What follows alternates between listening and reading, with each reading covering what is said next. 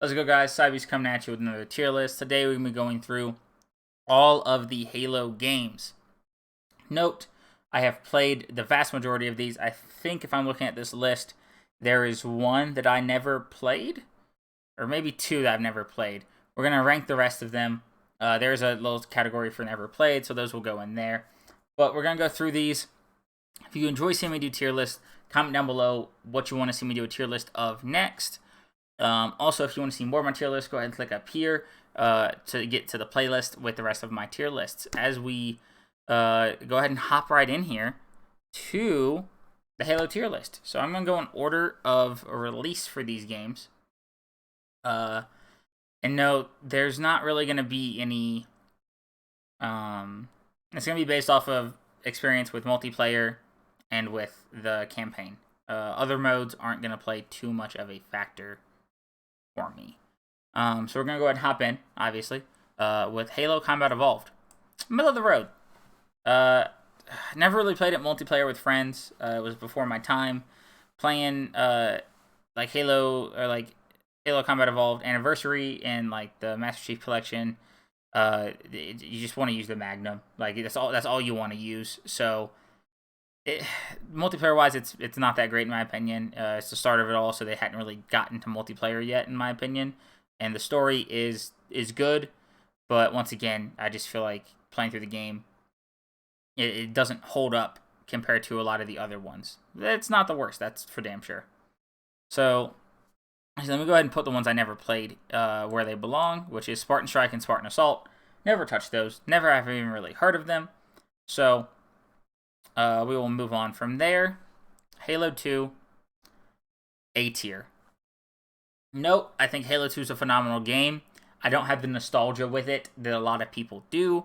So I understand that it is by many considered to be the best Halo game. For me, it is not there. It's still great. I don't have that nostalgia that adds the extra value for me.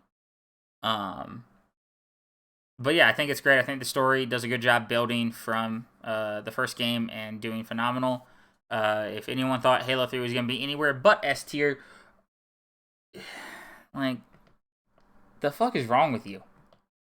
No, Halo 3, S tier. The multiplayer experience with both just like normal, like matchmaking, ranked matchmaking, which I never really played back then, but like looking at it, it was done really well. And then Forge. Like, Forge is just... Speaking of which, I cannot wait for Infinite to get Forge. Also, I just realized this doesn't have Infinite on it, so I'll just say where I'm putting Infinite when we get to that point. So yeah, Halo 3, Forge, phenomenal. Just, like, Forge, multiplayer, the campaign being as insane as it was.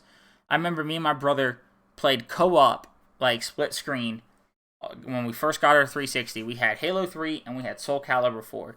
And we played the Halo 3 campaign for the first time, co-op on Legendary. That took us probably 20 plus hours to beat the entire campaign. Because it was our first FPS game that like we owned. We had played Halo 2 at a buddy's place. But Halo 3 came out, we got our 360, and we beat that game on Legendary as our first playthrough, and that is something I will remember for the rest of my life because that was one of the hardest things I'd done in a video game up to that point.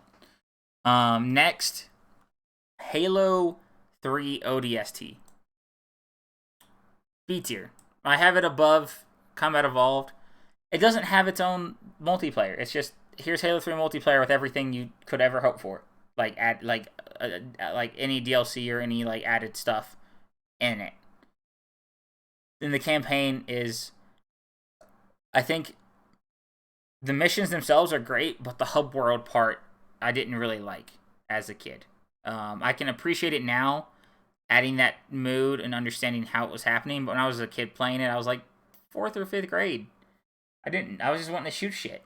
So it's B tier for me. It's not a bad game. I think the only bad games are the ones that go in C, and even then they're not bad. They just aren't as good. Halo Reach is A tier. I have it above Halo 2. Personally, I think the story in this was a lot better because it's like a standalone prequel type thing. not knowing what was going on when I first played it, knowing now, like, it loses some of the pain. But having never, like, looked into the lore too much, knowing, like, finding out how, like, all of these people don't survive, and, like, the lone wolf mission at the end, all of that hit me really hard. Like, I was like, oh, damn, when I was a kid playing it. And then, not to mention, the multiplayer being a little bit more like COD, which, for those of you who saw my last tier list video, will know that I love Call of Duty. So I enjoyed them adding the sprinting and stuff of that nature. I know that it hurt a lot of, like, Halo old heads, so to speak. But, once again, I think it was similar to Advanced Movement in Call of Duty. It just exposed some people who weren't as great at the game and weren't able to keep up with the changing environment. That's my thoughts on it. I personally think that Reach is one of the best Halo games. And then we have Halo Wars and Halo Wars 2. I'm just going to put both of them in C. I don't think they're bad games. I just don't think they don't stand up to anything on this list, because it's a very different genre than what people who normally play Halo want to play. In my own personal opinion, like, it's just in my opinion. Halo 4? Yeah. Halo 4 is just, it's not it. It's not the one. Like, this game, I didn't even finish the campaign. I didn't like it. It just, the multiplayer wasn't fun in it. There's just so many things about Halo 4 that weren't good. And then we have Halo 5. Which, Halo 5, it's not a bad game. I think it gets hard carried by multiplayer. I think that the story in 4 and 5 are just like, like, they're not phenomenal in any stretch of the imagination. They're not dog shit. It's not like as bad as some of the Call of Duty campaign storylines and stuff, but it's still just, whenever you have things like the original trilogy, Reach, and then ODST, they look like that in comparison.